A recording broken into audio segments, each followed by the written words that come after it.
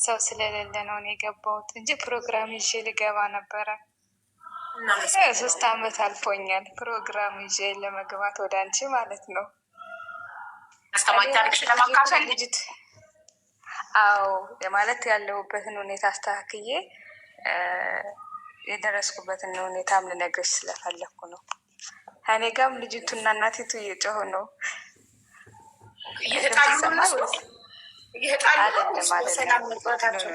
ሰላም ከሆነ ችግር የለም። ለቅሶ ድብድብ ነው። ይሰማል አይሰማም? አይሰማም አይደለም። እና ደግሞ እነሱ ጀመሩ። መምህሯ መጣ ነበር እና ቤት ውስጥ የምታስተምራት እሷ ተማሪ እያለቻት ነው የሆነ እንትን የምትማረውን እንትን ፕሪንት አርጋ ምናምን እሷ በዛ እያለች ነው ልጅቱ። ስላገኘሁሽ ደስ ብሎኛል ሀቡዬ። አንቺን መከታተል ከጀመርኩኝ ዱባይ እያለች ሳለ ነው ምሁር አንቺን መከታተል የጀመርኩት እና በጣም ሞች ሰውነት የራሱ እየተንቀጠቀጠ ነው። ሪላክስ ማሪ አናይሽም ስለማትታይ በቪዲዮ ስላልሆንሽ አትጨነቂ። ሪላክስ አርጉ እና ጀምር የህይወት ታሪክሽን ከልጅነት። እሺ አቡዬ፣ ጥሩ እናትም ጥሩ እህትም ስለሆንሽ ነፃነትም ስለምትሰጪ ደስ ብሎኝ ነው የማወራ እና ደግሞ የአንቺም ልጅ ስለሆንኩኝ በጣም ጥሩ አድርጌ መናገር እፈልጋለሁ። ገባሽ አቡዬ? አመሰግናለሁ። ረዥም አመት ሆኖኛል እኔ አንቺን መከታተል የጀመርኩት። እግዚአብሔር ዱባይ እያለሽ ጀምሮ አልሽኝ እኮ። ስለዚህ ቲክቶክ እንደጀመርኩ ጀምሮ መከታተል የጀመርኩ። አዎ ሮመዳንን ስታፈጥሪ ሀና በዚህ አጋጣሚ ስለመጣችልሽ አብራት ስለሆነች ደስ ብሎኛል።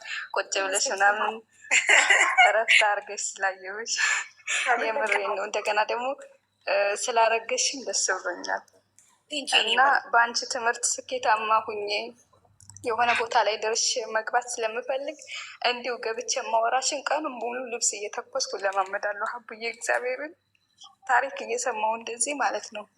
በጣም ነው የምንለማመደው። እወድሻለሁ፣ አከብርሻለሁ። ግማሽ ታሪኩን ነው የምነግርሽ፣ ይህም ታሪክ ነግርሽ እና ሌላውን ደግሞ በሌላ ጊዜ። ምክንያቱም መድረስ ያለብኝ ቦታ ስላለ ያንን አሳክቼ በሙሉ ኮንፊደንስ ሀቡዬ መጥቼ ነግርሻለሁ። እሺ እሺ ኔውትሽ እሺ። ተወልጄ ያደግኩሽ ከባልሽ ሀገር ነው ተወልጄ ያደግኩት እና ስሜን ትክክለኛ ስሜን መናገር አይጠበቅብኝም። አይጠበቅብሽም ማለት ስሙን ለፊው አቡዬ። ችግር ውስጥ ራሱ ድምፅሽን ሰምቼ በጣም ጠንክር ያለው ሰው ይዞኝ አግቶ ምናምን ማለት ነው። ከ1 አመት በፊት ዱባይ ላይ የሆነ ሰው አግቶ ይዞ የነበርና የሆነች 6 ኪሎ የወለደች ልጅ ታስታውሻለሽ? ባሏን ሲያገባት ፍቅረኛዋ ቪዲዮ እየቀረጸች በማስረጃ ለአግባሽ ሲላት ምናምን ታስታውሻለሽ? የዛን ጊዜ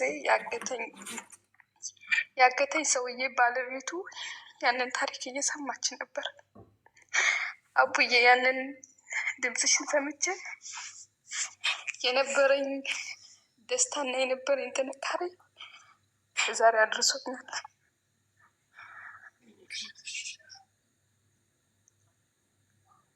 በጣም ነው የምወድሽ።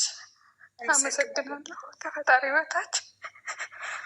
አንቺ ነሽ ያጠነከርሽ። ግን አልፏል አይደል? አታልቅሽ። አልፏል።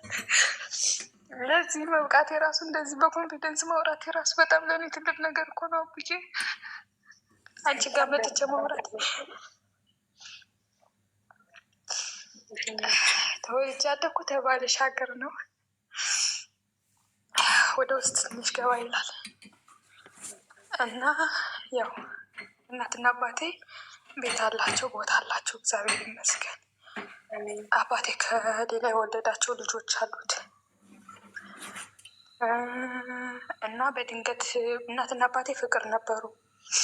እናቴን ከቤተሰቦቿ ነው ለጋብቻ ጠይቆ ያመጣት ወደ ከተማ።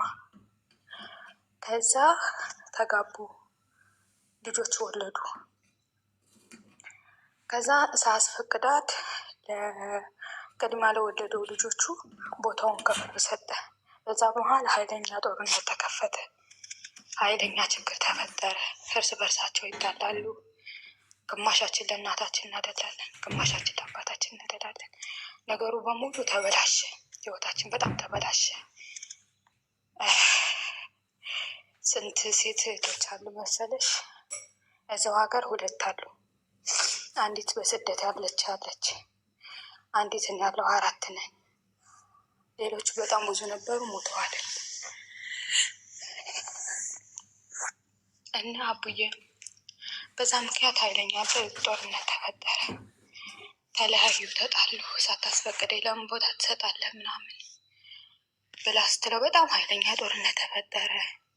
ተለያዩ። 3 ክላስ ቤት ነበረ። አንዱን ክላስ እሱ የያዘግ መብቱን ነበረ። የትልቅ የጎንደር አይነት ቤት ነው እና ዝም ብሎ 3 ሆኖ አንዱ ዕቃ ቤት፣ አንዱ ሳሎን፣ አንዱ ደግሞ ኖርማል እንግዳ ዝም ብሎ የሚቀበልበት ቤተሰብ የሚያድርበት ማለት ነው። 2ቱን እሷ ያዘች፣ አንዱ እሱ ተቀመጠ። ከዛ እኔ ወደ አባቴ ነፍስ አላውቅም ብዙም አባቴን ወደዋለሁ። ወደ አባቴ እንትን አልኩኝ። አባቴ ጋር ሆኜ አብዬ ሚስት አገባ።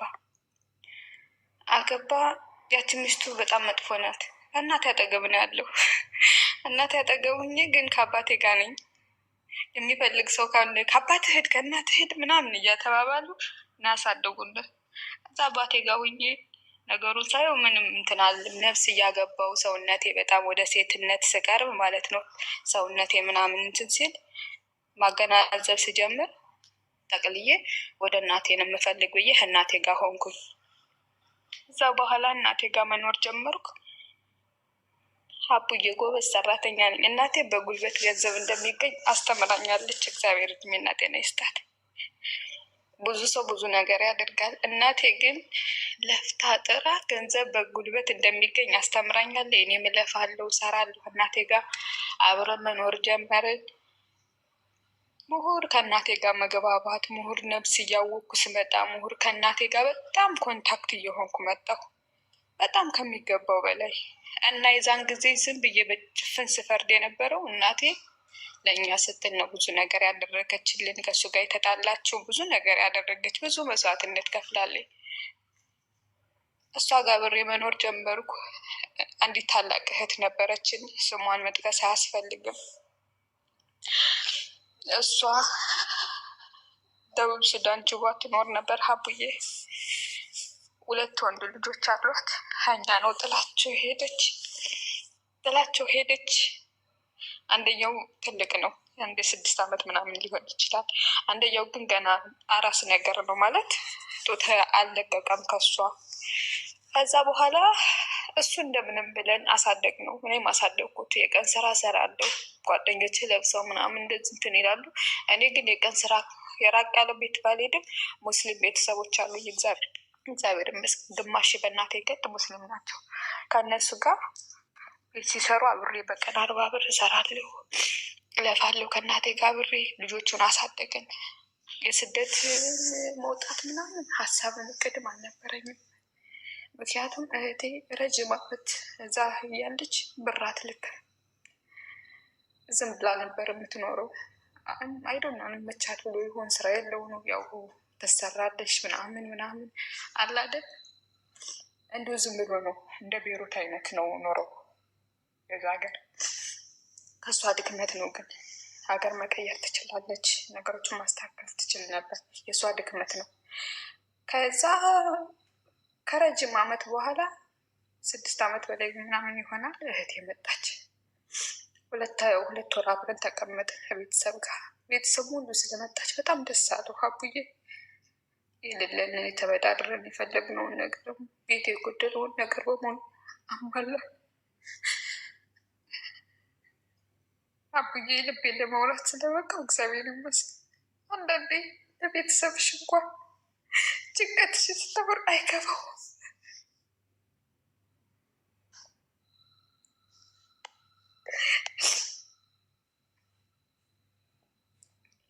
እንደ አጋጣሚ ዛሬ ጠዋት ማለት ነው የሆነች ሰፈር ልጅ ጋር ተደዋውለን እንዳላስጨንቅሽ እያለቀስኩ ተደዋውለን እያወራን ሀቡዬ ቤት እገባለሁና ሸራርጌ ጋብዝሻለሁ፣ ትመጫለሽ፣ ታዳምጫለሽ እያልኳት ነበር።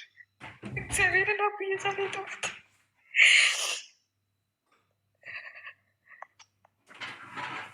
ወሌናለች። ሸራርጌ ላታለሁ ከመበት ሰማለች።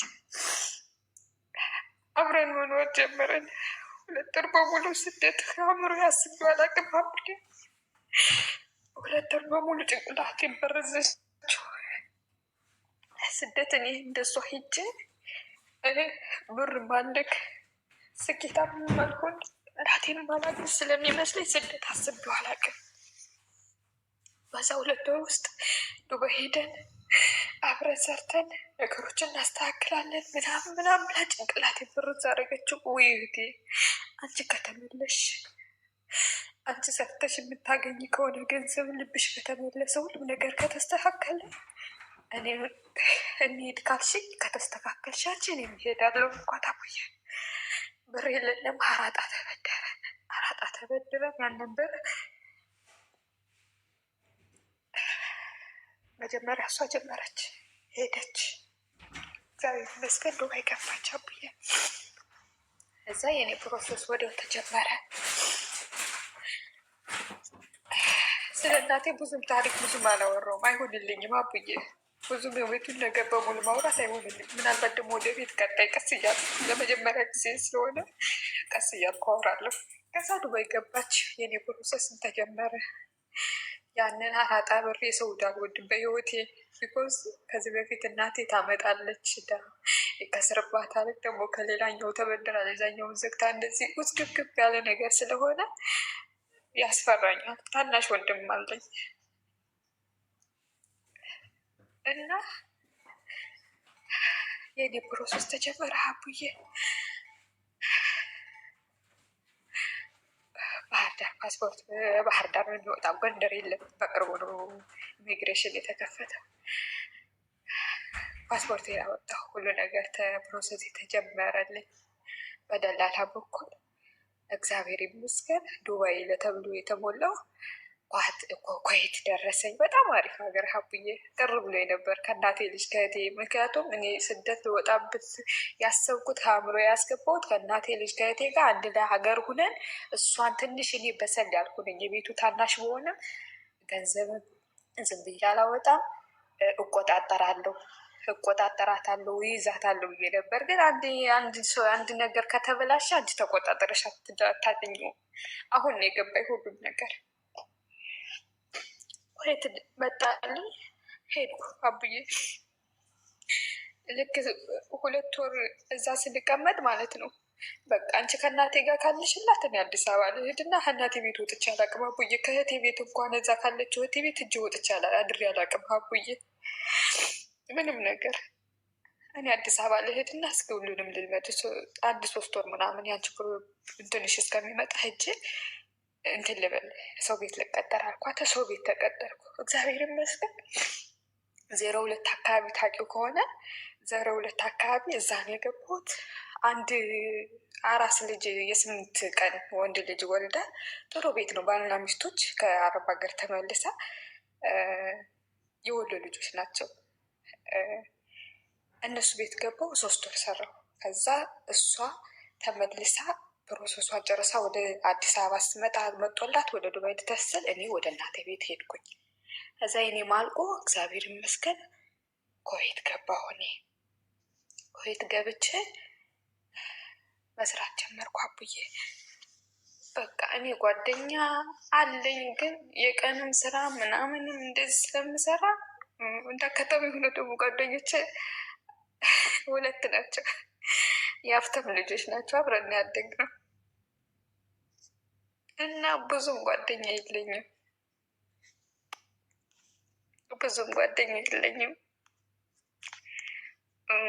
ብዙም ሰው ጋር ማልቀራረብ። እህት ያለችበት ህይወት ገብታ የምትኖር እህት አለችኝ። በጣም አእምሮዬን ይበርዘዋል። የእናት አባቴ ክርክር አለ። ጓደኞች እዛ ናቸው። አንደኛው ጋር ተፈቅሮ አንደኛው ጋር በጣም እንደዚህ ራሴ ከብዙ ነገር ሸከፍ አድርጌ በጣም ከሰው እያየው በጣም እማራለሁ፣ ተምሬ በጣም እቆጠባለሁ። ሀቡዬ ፍቅረኛ ምንም አይታሰብም። ምክንያቱም የእናት አባቴን ትዳር እያየው ነው። ከዛ ደግሞ እህት የምትሰቃያለች እዛ ደግሞ ይችኛይቱ ወልዶ ምናምን ከዛ ስደት ስትወጣ ወደ ሳውዲ ስትሄድ ሱዳን ሌላ ሚስት አግብቶ ብዙ ልጆች ወልዷለኝ እና ያንን አይቼ ምንም ህይወቴ ምንም እንትን አላልኩም ነበር። ከዛ ኩዌት ገብቼ መስራት ጀመርኩ። በ80 ብር ነው የዛን ጊዜ 2011 ላይ መጨረሻ ወር ላይ ነው ኩዌት የገባሁት። ገባሁ መስራት ጀመርኩ። እሰራለሁ፣ ብር ልካለሁ ለቤተሰብ። እህቴም ታውቃለች። እኔ ልካለሁ፣ በየወሩ አስገባለሁ፣ ልካለሁ። ሰዎቹ ያስቸግሩኛል፣ አባቴ ያስቸግረኛል፣ ልጅ ያስቸግረኝ። እንደምንም ብዬ 3 አመት ከ6 ወር ሰራሁ። ብሩ ከኔ ጋር የለም፣ ግን ክፍት ቦታ ነበር። ሁሌም ሰው እየመጣ ሽንት ይሸናበት ነበር። እናቴ በጣም ውስጡ ያርር ነበር። ያንን ሁሉ ግጥም አድርገን ሰራ ነው አቡዬ፣ እግዚአብሔር ይመስገን። በዛ ደስተኛ ሆንኩ። ከዛ ተሰራ። ልክ 3 አመት ከ6 ወር ሆኗል። ጓደኛ ነበረችኝ አብራኝ የምትሰራ እዛ። ሰዎቹ ቤት ቀይረው ሰፊ ቤት ሊገቡ ሲሉ ጠፋሁ።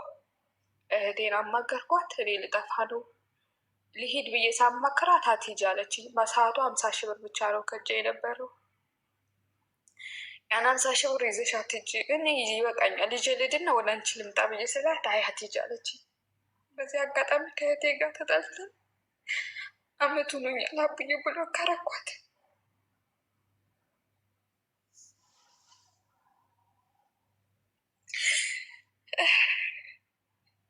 ከዛ ልክ እኔ እንደጠፋው እሷ ከመዳን ቤት ወጣች። አብዬ እኔ ስራ ሳልገባ እንዴት ነው አንቺ ከመዳምሽ ቤት የምትወጪው? እንዴት ነው የምታስብ ያልኳት። ለምንድን ነው እንደዚህ የምታደርጊው? ከመዳምሽ ቤት ለምን ትወጫለሽ? ገባች። ዱባይ ህይወት አንዳንዴ የተበሻቀጠ ነው። ራስሽን ኮንትሮል ካላረግሽ ነገሮች ይሸውዱሻል። ዱባይ ያለች የሰፈር ልጅ እዛ አብረዋት ሳውዲ የሚጨማለቁ ነበሩ። እነሱ በሙሉ ከጁባ ሰብስበው ወደ ዱባይ አስገብታቸው ልክ እንደወጣች ተሰባስበው አንድ ቤት ሆኑ። አቡዬ ኢጃዛ ቤት ተቀመጠች። እኔ ስራ አስቢው 3 አመት ከ6 ወር ስራ ስሰራ ቆይቼ 15 ቀን ስራ በማጣት እዛ ኢጃዛ ቤት ነው የሚባለው እዛ ቁጭ ስል አእምሮዬ ልፈነዳ አቡዬ። እሷ ስራዋን ጥላ ወጣለች። እዛ ደግሞ እኔ እንደዚህ የሚጨሰው ምናምን አይቼ አላቅም። የቤት ልጅ ነኝ፣ ምንም ነገር አላቅም አቡዬ። ያስለኛል ምናምን መንፈስ የተጨነቀ የሆነ ነገር የሚያደርጉኝም ይመስለኛል። ግን ሰዎቹ በጣም ጥሩ ሰዎች ናቸው። እዛ ያስጠፉኝ ልጆች ማለት ነው በጣም መልካም ልጆች ናቸው። ተጨንቀውልኝ መስኮት ከፍተው ሽታው ሲያስለኝ ምናምን የሚያጨሱት ነገር ማለት ነው። ጸልዬ እንደምንም ብዬ ድፍት ብዬ ስራ አግኝቼ ገባሁ።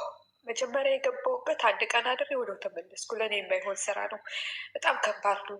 ሽንት ቤት የምጠቀመው ታች ነው። 3 ልጆች በጣም ሲበዛብኝ ወጣሁ እዛ ቤት እና ዝም ብዬ መጸለይ ጀመርኩ። ከዛ አሪፍ ስራ አግኝቼ ወደ ስራ ገባሁ። ጥሩ መዳም እግዚአብሔር ይስጣት ገባሁ። ከዛ ደሞዜ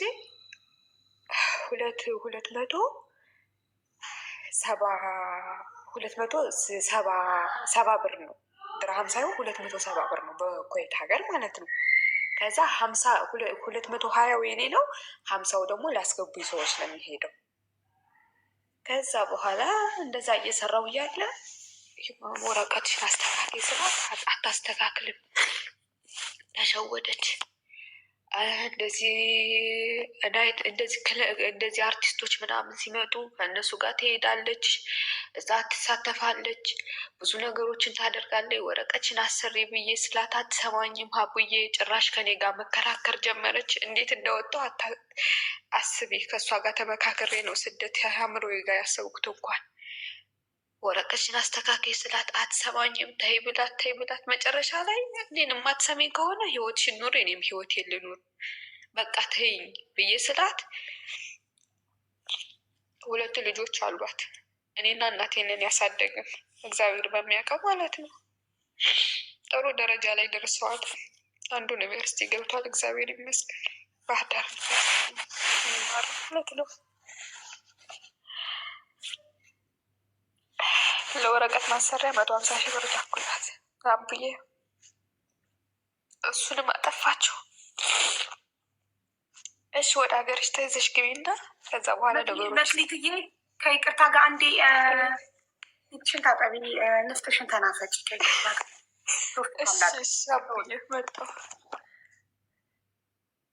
ምንድነው የምታለቅሰው? እኮ መጨረሻ ላይ ነው ምን እንደሆነች እና ምን እንደሚያስለቅሳት የምንረዳው ታሪኩን በትዕግስት ስንሰማት ነው አይደል?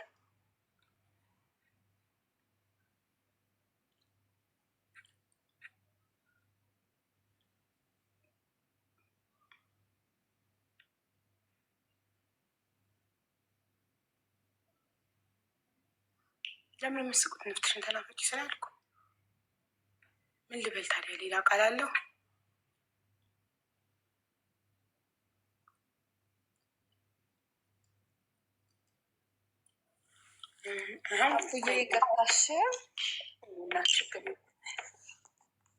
ያቆምነው እህትሽ ዱባይ ኢጃዛ ቤት ስራ ጠፍታ ኢጃዛ ቤት ተቀምጣ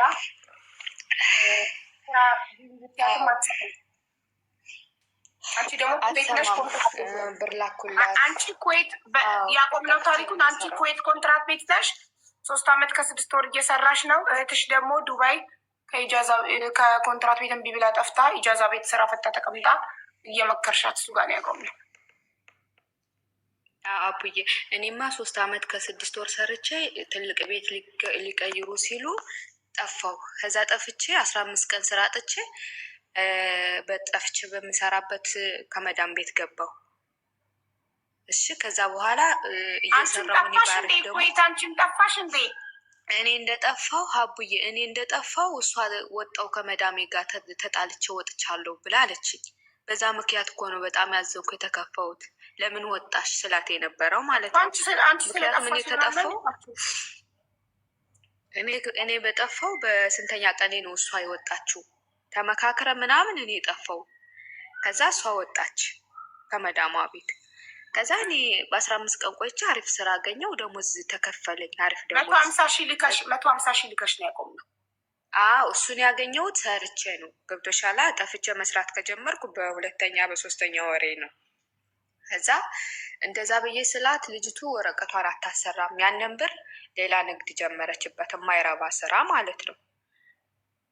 ዱባይ ላይ የማይረባ ስራ ጀመረችበት።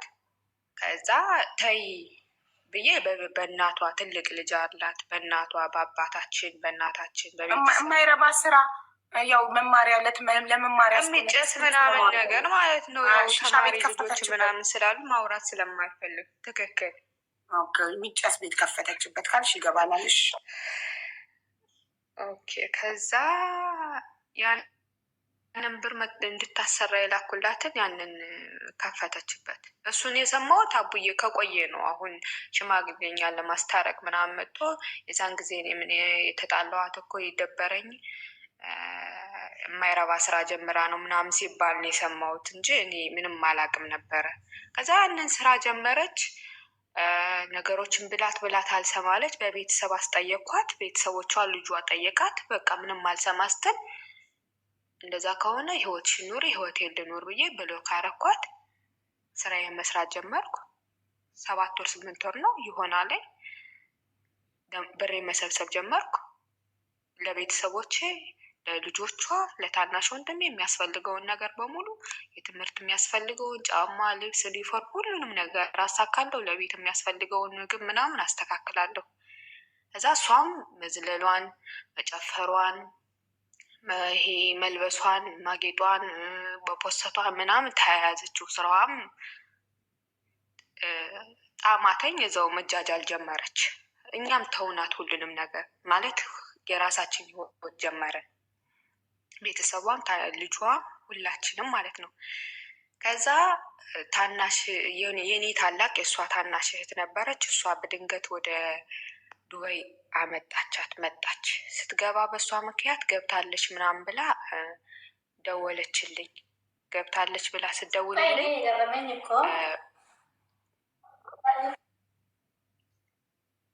ገብታለች ብላ በገባችው እህቴ ሪከርድ አደረገችልኝ። እንኳን ደህና ገባች አልኳት።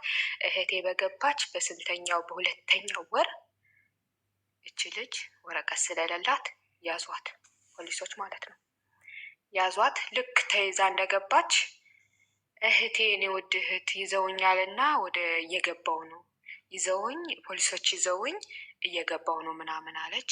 ገባች፣ ታሰረች። 20 ምናምን ቀን ሀቡዬ አብረዋ ሲዘሉ የነበሩ የሀገሯ ልጆች ጓደኞቿ ወረቀት ታሰራልኛለች እያለች ስታጃጅላት የነበረችው ማንም ሰው ሀቡዬ ዘወር ብሎ አላያትም። እኛንን ስንጨነቅ መከራችን ስናይ የነበረው። ከዛ በኋላ 1 ወር ከምናምን ታስራ ወደ ሀገሯ ገባች።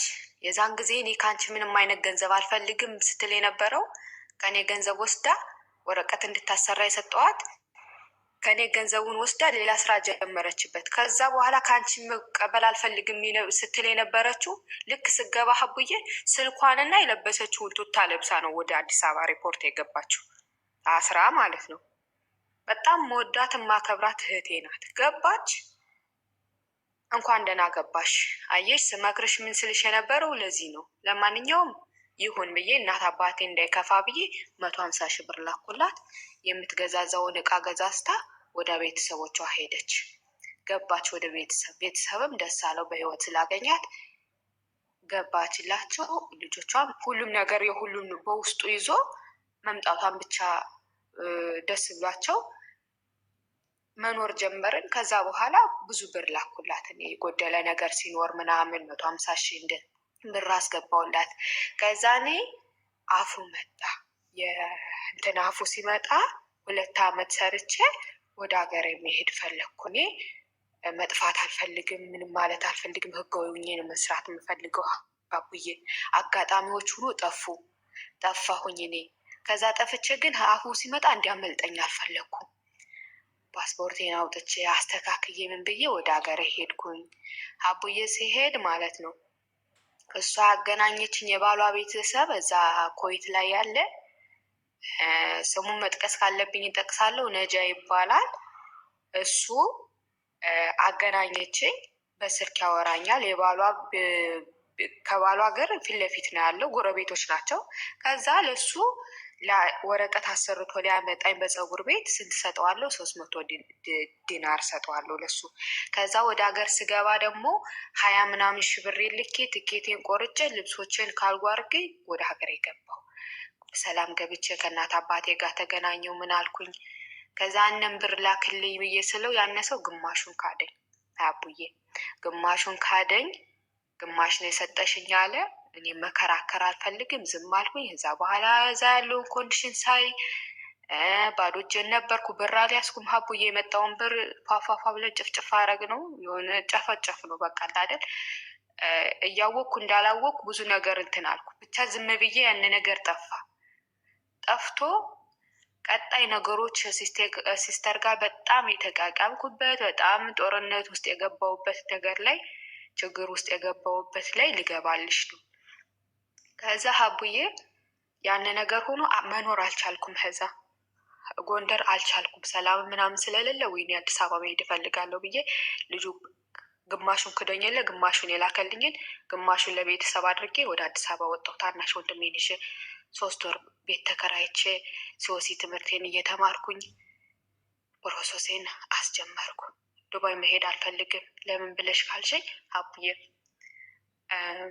እህቴ የደረሰባት ነገር በእርግጥ በዋህነት ነው። ብዙ የሀገራችን ሰዎች ስላሉ ምናምን ይሸውዱኛል ብዬ ስለማስብ ወደዚህ መምጣት አልፈልግም። ግን እሷ እዚህ ሀገር ረዥም ጊዜ ስለቆየች እሷ ነው እሷ ያገናኘችኝ ያስጨረሰችልኝ። ልክ ቪዲዮ ሰርቼ ምናምን ከላኩ በኋላ ኳተር አይደለም ዱባይ ነው የምትሄጂው ስትለኝ ለምን ወይ እንዴት ምናምን ብዬ ስላት በቃ እንደዚህ ነው አለችኝ። በዛም አንድ ቂም ያስኩባት በይ ሀቡዬ ቀጥታ ገባሁ። ፕሮሰስ ጨርሼ ልክ አዲስ አመት ዕለት አዲስ አበባ ማለት ነው። አዲስ አመት ዕለት በወንድሜ የተነሳ በኃይለኛው ተጣላን። በጣም ሀቡዬ በጣም ነው የምታከብረኝ፣ በጣም ነው የማከብራት። የዛን ጊዜ ምንጭቅጭቅ አርጋ ሰደበችኝ ሀቡዬ። ብር ስለሌለኝ ነው ምናምን ሴቭ ማድረግ ያለብኝን ነገር ሴቭ አደረኩ። ባጭሩ ገባሻ? እኔን እንደዚህ ሰርፕራይዝ ነው የሆንኩት እንደዚህ አይነት ንግግር ስትናገረኝ።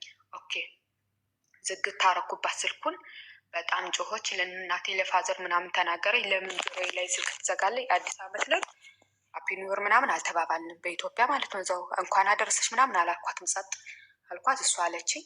የዛን ጊዜ ቂም መቋጠር ጀመሩ። ኩዌት ስንት አመት አንቺ ከስንት አመት ቆይታ በኋላ ነው ከኩዌት የገባሽው?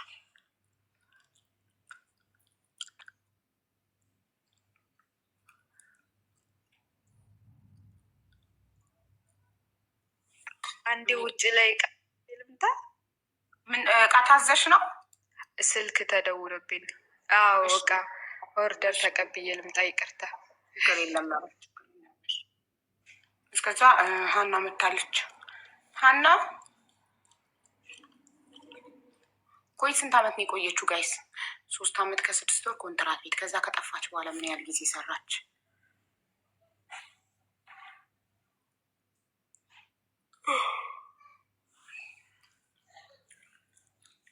5 አመት። ስለዚህ ዱባይ መምጣት ማትፈልገው እህቷ 3 አመት ከ6 ወር ኮንትራት ቤት 2 አመት ውጭ ከሰራች 5 አመት ከ6 ወር እህቷ ዱባይ እህቷ ሺሻ ቤት ትሰራ ስለነበር ጠፍታ እህቷ ዱርዬ ሆና ስለነበር ለዛ ዱባይ እንጠላችው። ሰው ዱባይ መምጣት አትፈልግም። የት ልትመጣ ነው? በትዕግስት እንጨርስ። ለምን እንደዛ ታለቅስ እንደነበረ እኔ ማወቅ እፈልጋለሁ። እኔ ትዕግስት አለኝ፣ ታጋሽ ነኝ። ታግሼ እንደዛ እያለቀሰች ንፍጧ እየተዝረከረከ ስታወራ የነበረበትን ምክንያት ምን እንደሆነ እንደዛ ሲያደርጋት የነበረው ማወቅ እፈልጋለሁ። ለዛ ነው በትዕግስት ማዳምጠው። ታጋሽ ነው።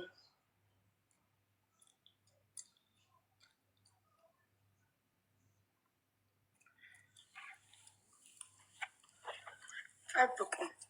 የሆነ ነገር ምንድን ነው ደግሞ መጀመሪያ ካሁን እህቷ በቃ ኢጃዛ ቪዲዮ አደጋ ተፈጥሮ ሞታ ነው ብዬ ተጨንቄ ነበር። አልሐምዱሊላ እህቷ ሳትሞት በሰላም ሀገር ገብታለች። ስለዚህ ምንድን ነበር የሚያስለቅሳት? ምን ቢደርስባት ነው እንደዚህ ሲቃ እየተናነቃት የምታወራው? ግን ንፍጧን ተናፍጣ ከመጣች በኋላ ሂጂ ፊትሽን ታጥበሽ ንፍጥሽን ተናፍጠሽ ነይ ካልኳት በኋላ ፊቷን ታጥባ ንፍጧን ተናፍጣ ስትመጣ ቀልጣፋ ሆነ ቆፍጠን ብላ ማውራት ጀመረች። አልተቀየረችባት። ንፍጧን ከተናፈጠች በኋላ አነጋገሯ አልተቀየረባችሁ። ሌላ ሰው እስክትመስለኝ ድረስ። እሺ እኮ እሷ መዳም ልካት ነው ኦርደር ተቀበይ ብላት ነው መዳም ከውጭ። እስከዛ ሀኒቾ ትቀጥል። ሀኒቾ የሀኒቾ ጉዳይ እንኳን ጊዜ ስለሚወስድ ቆይ ልጅቷ ትጨርሳ። ሀኒቾ የአንቺ ጊዜ የሚወስድ ከሆነ ልጅቷ ትጨርስ። ሀኒቾ ኔትወርክ የላትም መሰለኝ።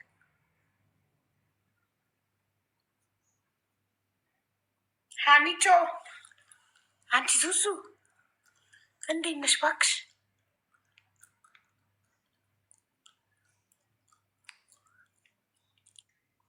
አቡዬ መጥቻለሁ። ሀኒቾ በቃ ምን ትጠብቅ? የቱ ጋር ነው ያቋረጥኩት? ያቆምሽው ዱባይ ያው እህትሽ መታ ሺሻ ቤት ምናምን ትሰራ ስለነበር ለዱባይ ጥሩ አመለካከት ስለሌለሽ ዱባይ መምጣት አትፈልጊም ነበር እና ሌላ ሀገር ፕሮሰስ ልትጀምሪ ነው። እሱ ጋር ያቆም ነው። አዎ እኔ እንደዛ ነበር ሀሳቤ እሷ ጋር ያወራሁት፣ ግን እሷ ኦልሬዲ ጀምራ አስጨርሰዋለች። ማን ደላለዋ? አይ እህቴ የምታውቃቸው ደላሎች ጋር።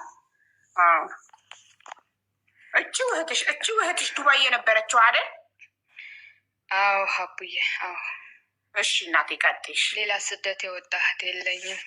እሺ ከዛ ፕሮሰሱን ዱባይ መሆኑን ስሰማ በጣም አዘንኩ፣ አለቀስኩ። ሙሉ ቤተሰብ ዱባይ መሄድ እንደማልፈልግ ያውቅ ነበር፣ ያውቃሉ። አቡዬ እሺ ዱባይ መጣሁ። ነገሩ የተጀመረው የዛን ጊዜ ነው። እሺ ኮንትራት ነው የመጣሽው? ዱባይ ኮንትራት ነው? አዎ አቡዬ። ቆይ አንዴ አቡዬ ውሃ ልጠጣ። እሺ ውጪ ነኝማ። እሺ እሺ ትዞሪያለሽ አይደል? በረመዳን ላይቭ እየገባሽ ነው ግን ዙዙ። እሺ ጠጪ፣ ውሃ ጠጪ ማሬ፣ ተረጋጊ፣ ትንፋሽ ውሰጂ። እሺማ እሺ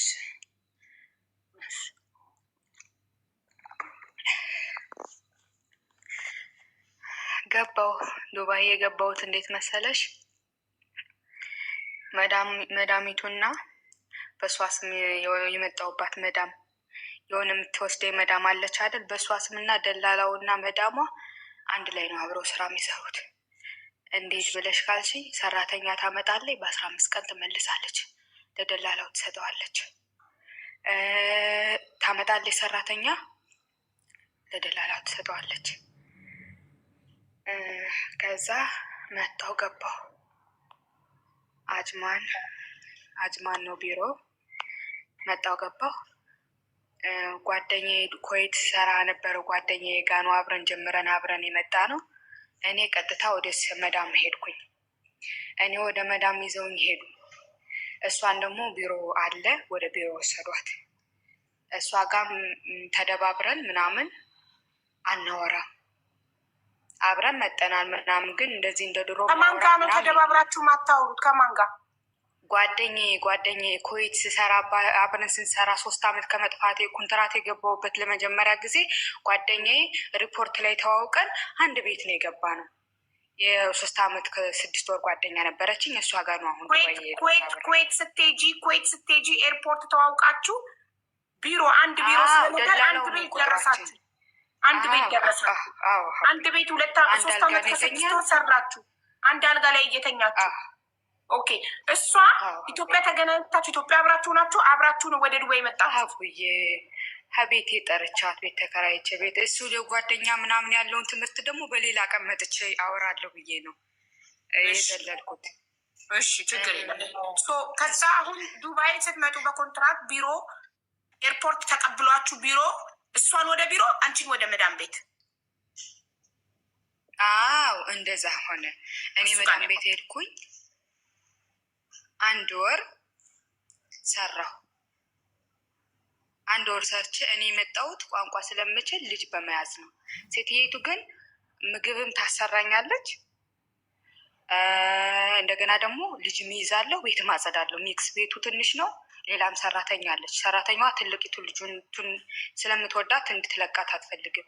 ትንሽቱን ህፃን ይዛለሁ፣ የ4 ወር ልጅ ማለት ነው። ቤት አጸዳለሁ፣ እተኩሳለሁ፣ ምግብ ሰራለሁ። እኔ የመጣሁት ልጅ ለመያዝ ብቻ ነበር በ1200 ቋንቋ ስለምችል። ከዛ ስሰማ ግን ይሄ ቢሮ 1000 ብር ነው የሚያስገባው ሰራተኛ ተባለ።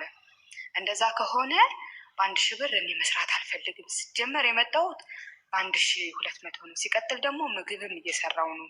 ስራዬ ይለይል ብዬ ተናገርኩ። ያን 1 ወር ደሞዜን ስመጣ 20 ሺህ ብር ተበድሬን የሰጠሁሽ አለችኝ። 20 ሺህ ብር የተበደርሽውን ክፈይ ብዬ ለእህቴ የሰጠኋት። ከዛ ያንን 20 ሺህ ብር ወሰደች፣ ከፈለች። 10 ምናምን ይቀር ነበረ።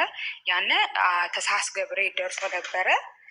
ለአመት በዓል ቤተሰብ ስጫቸው ይደግሱና እንኳን ሁሉም ነገር ተስተካከለልኝ ደስ ይበላቸው ብዬ ደስ ብሎኛል፣ ደስ ይበላቸው ብዬ ያንን 37 ሺህ ብር ላኩኝ። የ1 ወር ደሞዜም ማለት ነው። ከዛ ልክ በ1 ወር ሴትየቱ እኔን ስለወደደችኝ ከዛ ቤት ስንት ቀን ቆየው መሰለሽ? 1 ወር ከ19 ቀን ታቡዬ። 1 ወር ከ19 ቀን ቆይቼ ልክ በ19ኛው ቀን እኔ መሄድ ነበረብኝ። ምክንያቱም ሌላ ሰራተኛ መምጣት ነበረባት። ገባሽ ሀቡዬ? እኔ መሄድ ነበረብኝ። በድንገት መጣው ሀቡዬ። ስሰራ እንደቆየው በድንገት መጣው። እየመጣ ነው፣ ልትወስድሽ ነው አለችኝ። ደነገጥኩ። መጥፎ ህልም ሳይ ነበር። ያመጣኝ ሰውዬ የሚሄድበት ደላላው በጣም መጥፎ እንደሆነ፣ የሰው ገንዘብ እንደሚቀማ፣ ልጆቹ እንደሚደበድብ፣ ብዙ ልጆች እንደጠፉበት፣ ከዛ ሲመላለሱ የነበሩ ሰራተኞች ብዙ ልጆች ነገሩ። እዛ ከእናታቸው ቤት ገጥሞ ምናምን ወሬስ ለቃቀምኩና ለእህቴ ሰውየው መጥፎ ሰው ነው፣ ሰዎችን ይደበድባል፣ ብር ይቀማል፣ ልጆችን ቢሮ ይዘጋባችኋል፣ በጣም ሀርድ ነው ሰውየው። ድንገት ከጠፋሁብሽ እህቴን አምጣ ብለሽ አደራ እንዳትለቂው። የግድ እኔ ለአንድ ቀን ለሁለት ቀን ከተፋሁብሽ አንቺ ከየትም ብለሽ ፈልገሽ እህቴን አምጣ ብለሽ አገኝኝ ብዬ ስለ ሰውየው ያለኝ ኢንፎርሜሽን ምናምን ነግሬያት ድንገት መጥተው ወሰዱኝ። ወደዛ ሄድኩኝ፣ ገባሁ። የአንድ ወር ከ19,700 ድርሃም ሰጣኝ ነበር። 600 ብር ለዛች ለጓደኛ አካውንት ልኬልሽ ትልኪልኛለሽ ብዬ ሰጠኋት። 100 ብሩን በጡት ማሰሪያ ያስኩና ሄድኩኝ። ለማንኛውም ለካርድ የሆነ ነገር ቢፈጠር ብዬ ማለት ነው። መጣሁ፣ ሄድኩ፣ ቢሮ ገባሁ፣ አረፍኩ። ሪፎርም ልበሽ እና አጅማን ያለ ቢሮ ነው፣ ሪፎርም ለብሰሽ ወደ ቢሮ መሄድ አለብሽ ተባልኩ። ልንመረጥ ማለት ነው። ሄድኩኝ። ሀቡዬ ነገሩ የተጀመረው ከዛ በኋላ ነው። ገባሁ። 3 ቀን በሙሉ ተመላለስኩ። 3 ቀን በሙሉ ስልካችን ይቀማል። ስልካችን ፓስፖርታችን ከሱ ጋር ነው ያለው፣ አይሰጠንም ይመስለኛል። እዚህ ጋር ሁሉንም ነገር ማውራት አለብኝ። እሱ እንደ እንትን ነው የሚሰራው፣ እንደ ሾፌር። እህቲቱ ደግሞ እዛ ቢሮ ለዚህ ረዥም ዓመት ስለቆየች ስለምታውቅ ሁሉንም ነገር ብዙ ልጅ ሰዎችን ስለምታውቅ ብዬ ነበር ምኩራራባት የነበረ እህቴን ማለት ነው ሀቡዬ። ከዛ ስራ ተገንቶ ሊሄድ ሲል እንግዲህ ትዕዛዝ ነው ይሄ ሀቡዬ። 100 ድርሃሙ ወደ ቢሮ ሊሄድ ወደ ስራ ሊሄድ 100 ድርሃሙን በዚህኛው ጡት ማሰሪያ ያድርገው የነበረው ሪፎርሙ ሳወጣ በዚህኛው አረኩት። እንደዚህ አድርጌው ሳየው ብሩ የለም ሀቡዬ።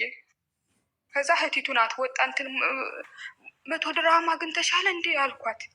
እንግዲህ ክፉን በጎውን ለይ ብሎ እግዚአብሔር ጊዜውን ሲያመጣ ነው። አይ አላየውም፣ ብር ነበረሽ እንዴ አለችኝ። ብር አለሽ ሲሉ ልክ ያለው ነው ያልኳቸው። ወዳ ነበረብኝ ልክ ያለው ብያቸዋለሁ። ከዛ ቆይ ብዬ ወጥቼ የነበረው ወደ ቢሮ ገባውና ሳየው ብሩ ትዝ ሲል ስነካው ትከል ወይኔ ፈጣሪ አግኝቼዋለሁ። ያንን 100 ድርሃም አምጪ ይለኝ። አልሰጥም፣ እፈልገዋለሁ፣ ብሩ አምጪው። አይፈልገዋለሁ። አካውንት ስጪ ልላክልሽ። አይደለም ይህን ለካርድ ስለምፈልገው ነው ያለልሽና ሀቡዬ ቤት ወሰደኝ። ገባሁ፣ አስገባኝ ከቤት። ልጅ አለው፣ ወንድ ልጅ አለው፣ ባለቤት አለችው። እህቶች እግዚአብሔር፣ ለነገሩ ኮሜንት ማየት አይጠበቅብኝም። ገባሁ ሀቡዬ ጉሮሮዬን ነው መቶ እንዲያደርገኝ በዛ 100 ድርሃም የተነሳ ጉሮሮዬን መጦ ፍጥረት አደረገ። በንታ ሲሰጠኝ ግንባሬን ሀቡዬ ሰውነት የተቀጠቀጠ ሰውነት በሙሉ ተፈቼ እንደዚህ ይርበተበታል ሀቡዬ። የሽንት ቤት የምንታጠብበት ውሃ የለም፣ ገመዱ የምንታጠብበት ብረቱ በዛ ሀቡዬ ገረፈኝ። ሀቡዬ ራሴን ስቼ ወደኩ። ምንም ነገር አላስታውስም። ይቅርታ እንደዚህ በማውራት እኮ። እንደዛ ሲያደርግ ቤት ውስጥ ማንም አልነበረም? ሚስቱም ማንም አልነበረም? ሚስቲቱ ማንንም ሰው አታግዝም ሀቡ፣ ምክንያቱም እሷም ትደበደባለች። ደላላው ሚስቱንም ይመታታል። እንደዛ የተደበደቡ ሀቡዬ የገዛ ሰራተኞችን፣ እሺ የገዛ ሚስቱንም ይመታታል።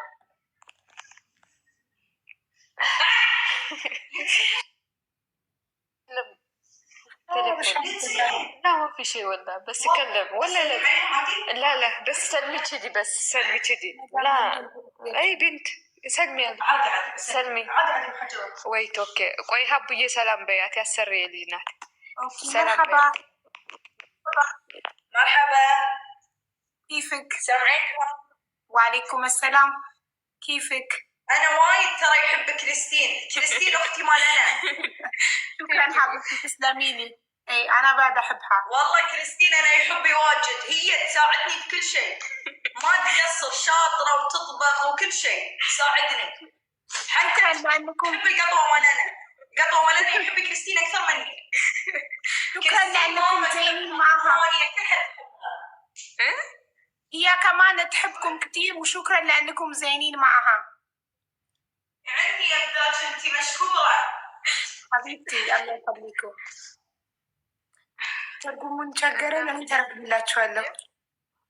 ልንገራቸው እንዴ ክሪስቲን ነው የሚሏት። ክሪስቲን ነው የሚሉሽ ሰዎቹ? አዎ ክርስቲን ነው ስሜ። የመጀመሪያ መዳም ያወጣችልኝ ስም ስለሆነ በጣም ወደዋለሁ። ኦኬ ሶ ክርስቲን ብለው ነው የሚጠሯት። በጣም ነው የምንወዳት ድመታችንን። በጣም ድመታችንንም ትወዳለች እኛንም ትወደናል እና እንወዳታለን አሉ አለች ስትል እናመሰግናለን ጥሩ ስለሆናችሁ፣ ለእሷ ጥሩ ስለሆናችሁ እናመሰግናችኋለን አልኳቸው። እሺ ቀጥይ መክሊት። መክሊት ማለት አቅቷቸው ነው ክርስቲን ያሉሽ? የፈረንጅ ስም የሰጡሽ? አቡዬ ስሜን ቀይር ነው ለዛ ነው። እሺ እና እንትን አለችሽ? አሁንም ማለት ሰው ኖርማል ወሬ ታሪክ ደስታም አለ። አዎ ደንግጣ ነው በር ከፍታ የመጣችሁ ከክላሷ ከግጥም ፊት ለፊት ነው ያለው እና እሺ አታልቅሽ አንዴ። አሁንም ንፍትሽ ተፈት ታጠጭ ናት።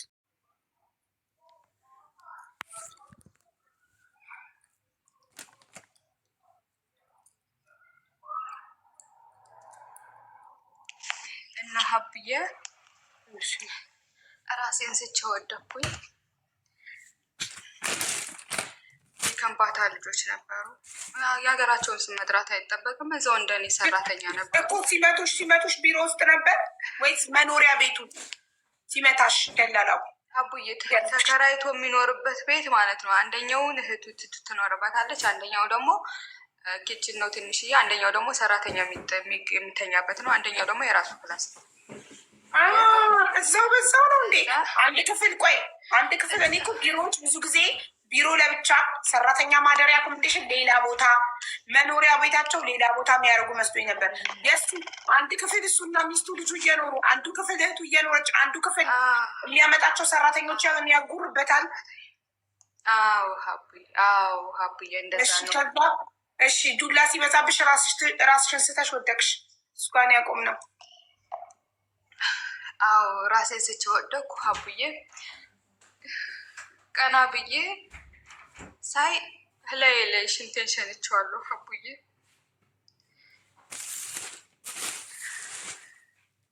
ቀና ስዬ ሳይ እየዞረብኝ ነው አሁንም ሀቡዬ። በጣም ነው የማሳዝነው። እግዚአብሔር ገና ምንም መለቀበር ልጅ ነው። ለእኔ ሁሉም ነገር አይገባኝም። ያንን መቶ ድራማ ወጥቼ ምን ካልኩት ሰደበኝ። ወደዛ ጡት ባዘሪያ ያወጣሽው ብር ነው እንዴ የምቀበልሽ ምናምን፣ መጀመሪያ አምጣስልሽ ለምን አላመጣሽ ምናምን ብሎ ወጥቶ ሄደ። እነዛ ያሉ ልጆች እንዳለ ሰብስበው ወደ ቤት አስገባኝ። የዛ ጊዜ ነው የህይወቴ መጀመሪያ ፈተና የተጀመረው። አቡዬ አለቀስኩ። መፍትሄ የለውም። እህቲቱ መጣች። እህቲቱ ደበደበኝ ምናምን ብዬ ስላት እሱ እኮ ናዳዳም ነው ለምን አልሰጠሽውም ምናምን አለች። በራሴ በር ታዲያ ለምንድን ነው ይህን ያህል ግፍ የሚደርስብኝ? ምን አድርጌ ነው ምናምን ብያልኩ። አቡዬ 21 ቀን እዛ ቤት ተዘጋብኝ፣ በር ተዘጋብኝ። በ21 ቀን ውስጥ በሳምንቱ የእህቴን ስልክ ታውቃለች እሷ። እህትሽን አውሪያት 150 ሺህ ብር ከፍለሽ ውጭ እንለቅሻለን አሉ። ለእህቴ ሪከርድ አደረኩላት።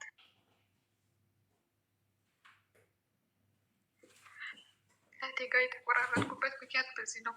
ዲቴል ያለውን ነገር ባልነግራትም ግን ህይወቴ አደጋ ላይ ነው እና አድኝኝ በእግዚአብሔር 150 ሺህ ብር ከፍለሽ ውጭ ብለውኛለኝ፣ እግዥኝና ልውጣ እባክሽ ምናምን አልኳት። ከዛ በኋላ በቃ ሰማችና ጠፋች። በድጋሚ በ18ኛው ቀን ነው ድጋሚ ጠየቅናት። ሰማችና ዝም አለች። ከዛ በኋላ ቁጥሯን ስጪ ብሎ እሱ ደወለላት። ቀጥታ መስመር አገኛት። ሄሎ ሰላም እንዴት ነሽ? የእሷ ለምንድን ነው ይሄን ያህል ብር ከፍለሽ የማታስወጫት ምናምን ብሎ አላት። ሀቡዬችን እንዲያርጎ ከያዘብሽ ሰው ጋር በሰላም በፍቅር ነው ማውራት ያለብሽ። ስለ ዱባይ ህግና ስለ ዱባይ ስትሪ አይደለም ብታወሪው ሀቡዬ አይደል እንዴ?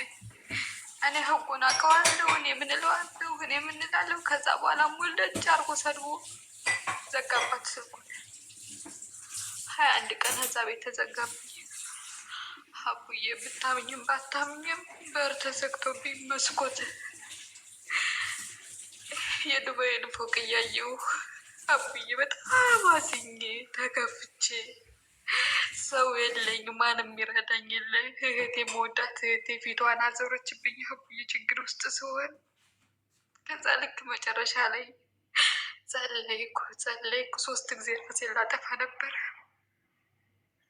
በኪችን መውጫ ላይ 3 ጊዜ ራሴን ላጠፋ ሰው ነው ይዞ ያስቀረኝ ሀቡዬ። ራሴን ፎቅ ላይ ልወረውር ጨንቆኝ ተጨንቄ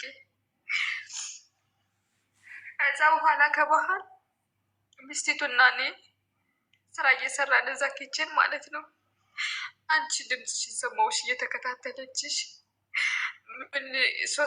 6 ኪሎ ልጅ ወልዳ የሆነች ልጅ ዱባይ ላይ ያግብተው መረጃ በመረጃ ላግባሽ ሲላት ምናምን የለም ከዛሬ 1 ዓመት በፊት ታስታውሻለሽ አቡዬ? የዛን ጊዜ ድምፅሽን ሰማሁ ወይ አቡዬ? ከሰማሁሽ ረዥም ጊዜ ምንም ቀናቶች እንኳን ቢሆንም ወይ ድምፅሽን ስለሰማሁ አቡዬ ደስ አለኝ፣ በጣም ደስ አለኝ። ምሁር በጣም ተነካኩ። ሁሉንም ነገር ያመጣው ለመልካም ነው ብዬ ተቀበልኩ። ልክ በ21ኛው ቀን የጥምቀት ዕለት ከዛ ቤት ውልቅ ብዬ አሁን ካለሁባት ሴትዮ ገባሁ። 21 ቀን ስቃይን በልቼ ማለት ነው።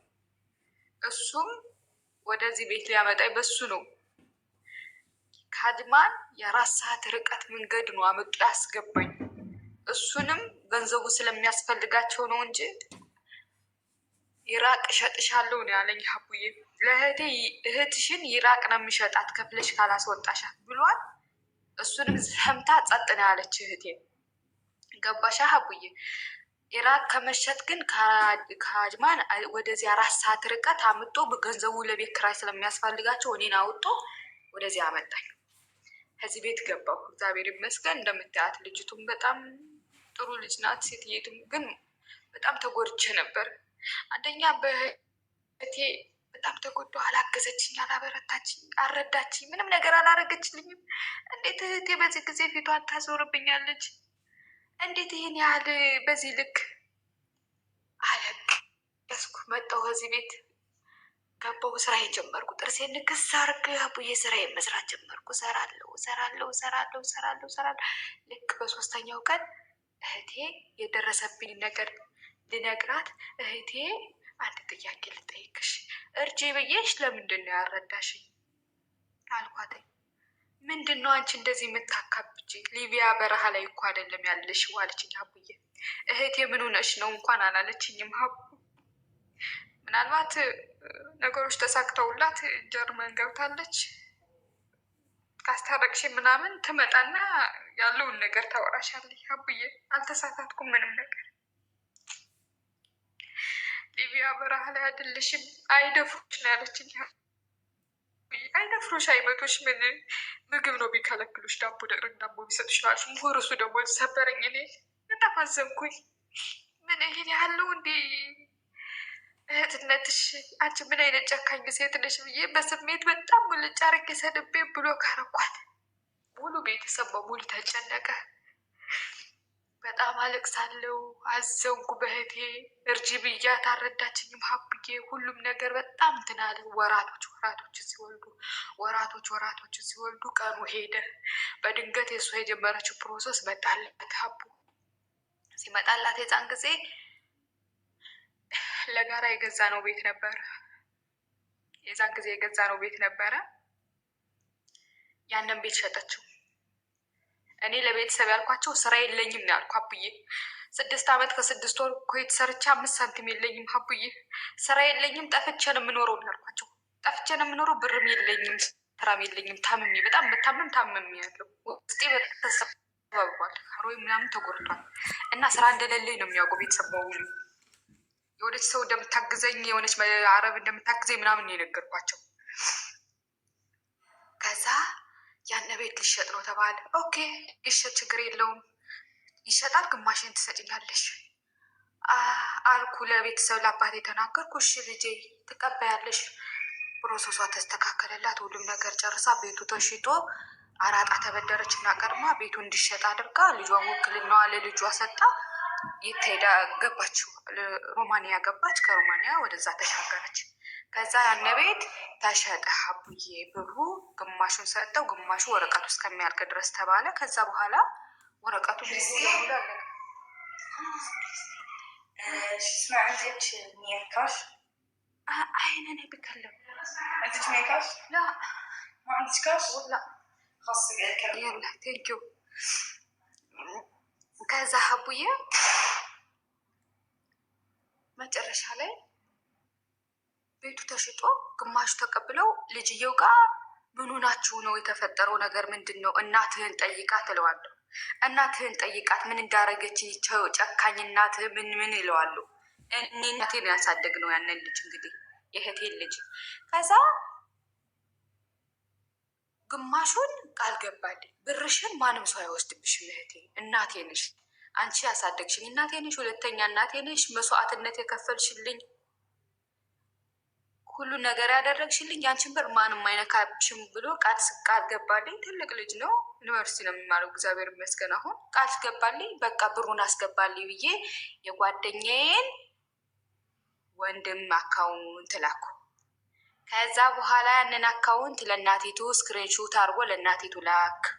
ከዛ እሷ ደግሞ የሩፋኤለት ቋግሜ አዲስ ዓመት ከመግባቱ የቋግሜ ማለት ነው ቋግሜ ሩፋኤለት ይቅርታ አርጊልኝ ብርሽን ልሰጥሽ ነው ቤቱን ሽጬ ከዚህ በፊት የወሰድኩብሽን የተቀበልኩሽን ብርም ቢሆን ሰርቼ ጥሩ ቦታ ነው ያለው እመልስልሻለሁ ይቅርታ አርጊልኝ ስትል የሩፋኤለት የቋግሜ ዕለት ቋግሜ 3 ማለት ነው ይቅርታ አርጌላት አንዳንድ ሪከርድ ትልክልኛለች፣ አንዳንድ ሪከርድ እልክላታለሁ። ግን እኔ ከውስጥ ያለው ነገር አልወጣልኝም። ምክንያቱም ለጥያቄ መልስ አልተሰጠውም። ሲቀጥል ደግሞ ልጅየው ሲጠይቃት ምንድን የተፈጠረው ብሎ ሲጠይቀኝ እናቴን ጠይቃት ብዬ ስለው እሱ ሲጠይቃት ምናለች መሰለች? ምርጫ መምረጥ ነበረብኝ መረጥኩ አለች። ኦኬ እኔን እህቷን ለምርጫ አቀረበች ማለት ነው ብዬ እንደገና ሁለተኛ ቂም ያስኩባት፣ የድሮ ቂም ሳይወጣ አሁንም ድጋሚ ቂም ያስኩባት። ከዛ በኋላ ሀቡዬ ያነ ቤት ተሽጦ የሆነ ወንድሜ 50 ሺህ ብር ያስፈልገው ነበር። በጓደኛዬ ወንድም አድርጌ ታላቅ ወንድሜ ያንን 50 ሺህ ብር አስልኬ ለወንድሜ የሰጠሁት። የሆነም ቦታ ምናምን ባህር ዳር የሚመራ ነበር የሚከፍለው ነበር ያንን ብር ማለት ነው። ከዛ በኋላ ያንን 50 ሺህ ብር ሀፒው ነው ላኩልኝ። ቀጣይ ምን የተሸጠው ቦታው ቤቱ ስንት መሰለሽ? 550 ሺህ ብር ነው። 500 ሺህ ብር ነው የተሸጠ ሀቡዬ፣ 550 ሺህ ብር ነው የተሸጠ።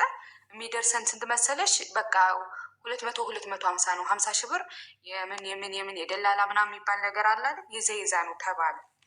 ከዛ ግማሹን ብር ለእኔ ያስገባልኝ ብዬ ስለው ልጅየው ሀቡዬ በጣም ብዙ ንግግር ተናገረኝ። ምንድን ነው እንደዚህ የምትይ? በጣም እንትናልሽ። እኔ ለአንቺ ማልጠቅም ከሆነ እኔ ለእናቴ ያስፈልጋታለሁ። ስለዚህ ምንድን ነው እንደዚህ የሚያቸኳኩልሽ? አካውንቱን መጀመሪያ ለካ አካውንቱን 3 ጊዜ ልካለሁ ሀቡዬ። ስክሬንሾት አድርጎ ለእናቴቱ ላከ። እናቴቱ በጎን መጣ። ለምንድን ነው ለሰው በማይታወቅ ሰው ዛሬ እናት ልጅ እንኳን አይታመንም። ለምንድን ነው በማይታወቅ ወንድ አካውንት ብር አስገቢ የምትይ አለች። ትክክል ነሽ፣ የእናት ልጅ እንኳን አይታመንም። ቢኮዝ አንቺ እንኳን አትታመኝም። ትክክል ነሽ። ግን እኔ ያመንኩበት በህይወት እስካለው እኔ በዚህ ሀገር ባለሁበት ሀገር ካሽ ስለምቀበል አያሳስብሽ፣ አትጨነቂ፣ ብሬን አስገቢልኝ አልኳት። 110 ሺህ ብር አስገባችልኝ። በስንት ጭቅጭቅ በስንት መከራ እናት አባት ገብተውበት በጣም እናት አባቴ ጋር ተጣልቼ ብዙ ነገር ተፈጥሮ ያን 110 ሺህ ብር ገባ። 80 ሺህ ብር ቀረ። 80 ሺህ ብሬ ለምንድን ነው አታስገቢልኝ ብዬ ስላተኝ ለምንድን ነው 80 ሺህ ብር ማስገባ? አራጣ ነበረ፣ አራጣ ከፍያለሁ። እንዴ ለምንድን ነው ሁለተኛ የምትበድይኝ? መጀመሪያ የኔ ብር ነው እህቴ። አራጣ ብር አለብኝና ልክፈል ብለሽ ሳትጠይቅኝ እንዴት ነው ከኔ ገንዘብ አንስተሽ አንቺን አራጣ ምዘግ? እኔ ስለ አንቺ አራጣ ምን አገባኝ አልኳት። ቢኮዝ በጣም ብዙ ጊዜ በድላኛለች። 6 ዓመት ከስንት ወር የሰራሁት ደሞዜን በሙሉ እሷ ተጃጅላ የእሷን ችግር እየሸፈንኩበት ነበር። ሀቡዬ ሙሉ ቤተሰብ ያውቃል። እስቲል አሁን ራሱ ዛሬ ከእናቴ ጋር ወርቼ ነበር። ተጨቃጨቀችኝ፣ ሳቀች፣ መጨረሻ ሳቀችብኝ። ብሩ ይጥቀምሽ አልኳት።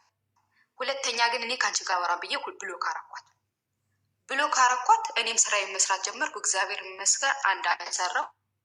በ1 ዓመቴ እናቴ ትንሽ ታመመች።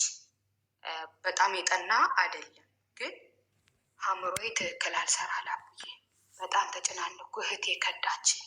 እህቴ እርጅ ብያት አረዳኛለች። እንደገና ደግሞ 80,000 ብር ወሰደች። እንዴት እንደዚህ ልጅየው ደግሞ እኔን እንትን አለኝ። ከዛ እኔ ሴትየቱን የሚሆነውን ነገር ፈጥሬ ወደ ሀገሬ ገብቼ አንደኛ ከእናት አባቴ ጋር አፋፉ ተባብዬ እኔ የደረሰብኝን ነገር በስልክ መናገር ስላልቻልኩ በአካል ሄጄ መናገር እፈልጋለሁ ብዬ ከ2 ወር በፊት ማለት ነው ሴትዮዬን አስፈቅጄ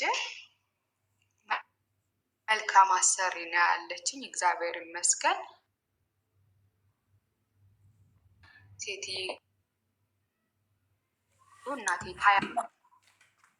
መክሊት እየተቆራረጥሽ ነው ማሬ። አንቺም ፊትሽ ቁጭ ብሎ አልንቀሳቀሳለን። ታብታባርኩ እያልኩ ነበር። እኔማ እያዳመጥኩ ነው። ለምን እንቀሳቀሳለሁ? ለማዳመጥ መንቀሳቀስ ይጠበቅብኛል። እኔ ጋር ኔትወርክ ሰላም ነው ማሬ።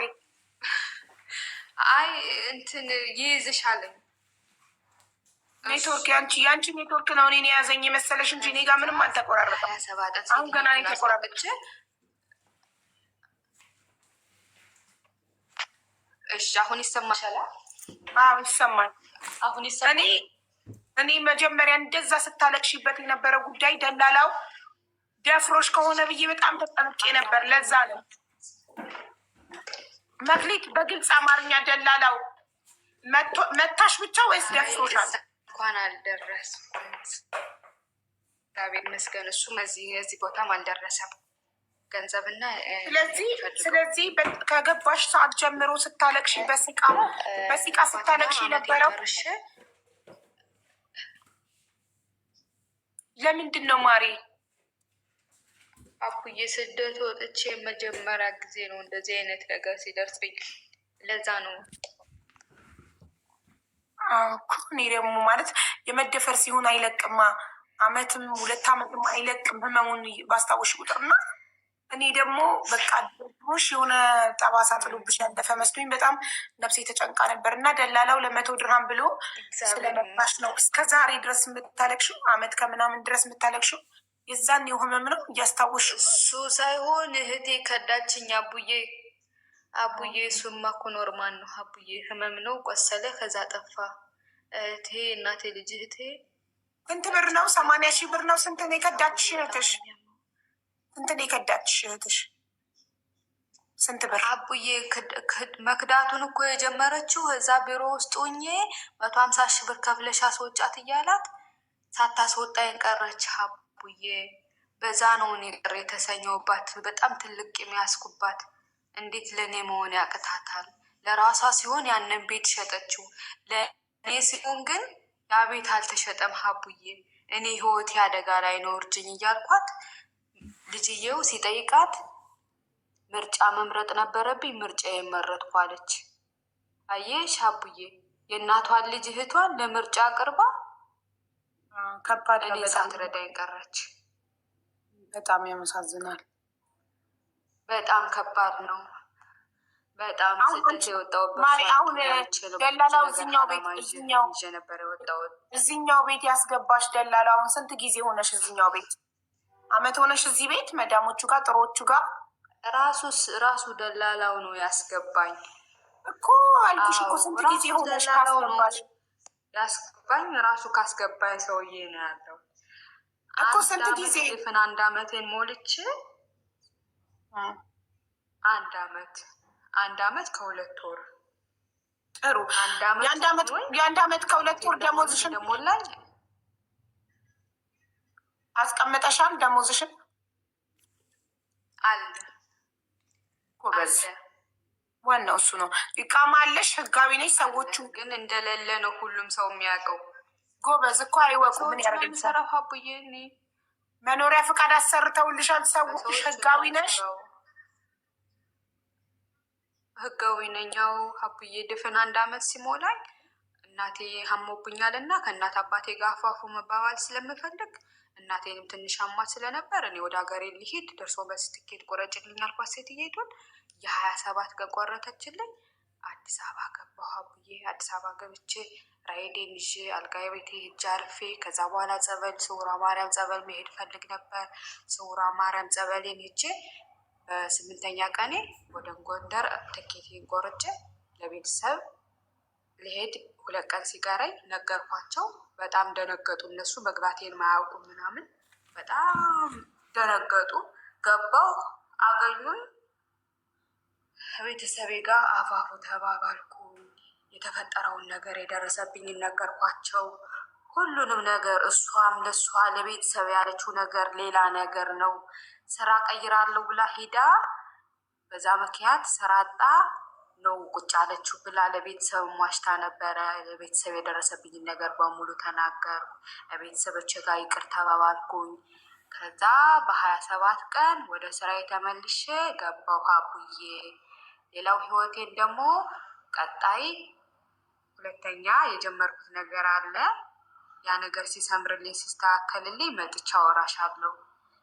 አስተማሪ ይሁን አይሁን አላውቅም፣ ግን እህት ወንድሞቼ ብራችሁን አስቀምጡ። ዛሬ የእናቴ ልጅ እህቴ ከድታኛለች፣ እኔ እርጅኝ እያልኳት ስለሌለኝ ብቻ አልረዳችኝም። ለምርጫ ቀርባኛለች። ሀቡዬ ብራችሁን አስገባችሁ አሉ። ሀቡዬ ስላገኘሁሽ በጣም ደስ ብሎኛል።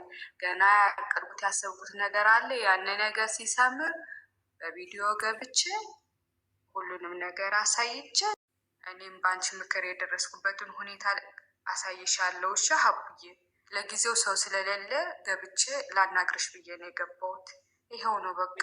ምክር ምሰጪ ነገር ካለ ግን ምን መሰለሽ ምክንያት መጀመሪያ በጣም ተጨነቄ ነበር። የሆነ በቃ የሆነ የማይድን ጠባሳ ቁስል የደረሰብሽ የሆነ ወይ ደላላው ደፍሮሽ ኢማራት ላይ የህገ ወጥ ልጅ ወልደሽ ያለ ጋብቻ ያለ ወረቀት ወልደሽ ደፍሮሽ አምልጠሽ ጠፍተሽ ምናምን ነው ኢማጅን ያደረኩት። እና አለቃቀስሽ ሲቃሽ ምናምን በጣም የሚያስጨንቅ ነበር። ከዛ ስጠብቅ ጉዳይ እህትሽ አንቺ እህትሽ ብር ከሷ ፈልገሽ ብር ስላልሰጠችሽ ወይንም በቃ ይኖሯትም አልኖራትም ስላልመረጠችሽ ሆኖ ተገኘ። እና ላይክ አለቃቀስሽ በጣም ትልቅ ቁስል ያሳለፈ ትልቅ ችግር ያሳለፈ ሰው ነበር። ነፍሴ በጣም ተጨንቃ ነበረ መጨረሻውን ስጠብቅ የነበረው። ሜቢ እኔ ከባባድ ታሪኮችን ስለምሰማ ይሆናል ጀስት የቀለለብኝ። ኦር እኔ ጠንካራ ሰው ስለሆንኩ ከማንም ምንም ስለማልጠብቅ ይሆናል። እኔ ከእህቴ ምንም ስለማልጠብቅ አልቀየማትም። ስለማልጠብቅ ከሷ አንቺ በጣም ትጠብቂያለሽ ከእህትሽ። ሜቢ አንቺም ስላረግሽላት ይሆናል የምትጠብቂው። እና ግን ዶንት ኤክስፔክትሽ ከሰው ምንም ነገር ከሰው አትጠብቂ። ለምን ጠብቂያለሽ ከሰው? ሰዎች ለምን እህትም ሆነ እናትም አባት እኔ እስከ 18 ዓመቴ ድረስ እናትና አባቴ አበሉኝ፣ አጠጡኝ፣ አስተማሩኝ። አለቀ። ከ18 ዓመቴ በኋላ ከእህት ከወንድም ከእናቴ ከማንም ምንም ፈልጌ አላውቅም። ፈጣሪ ከሰጠኝ ልስጣቸው ላርግላቸው። ከዛ ውጭ ምንም አልጠብቅም። በራሴ ሰርቼ ራሴን አስተዳድራለሁ። ከሰዎች አትጠብቂ። ካልጠበቅሽ እኮ አትጎጅም። ኤክስፔክቴሽን ሀርት ይላል ፈረንጅ። ከሰዎች ስንጠብቅ እኮ ነው የምንጎዳው። ከሰዎች ካልጠበቅሽ አትጎጅም። የሆነ ነገርም ለሰዎች ስታደርጊ ምላሽ አትጠብቂ።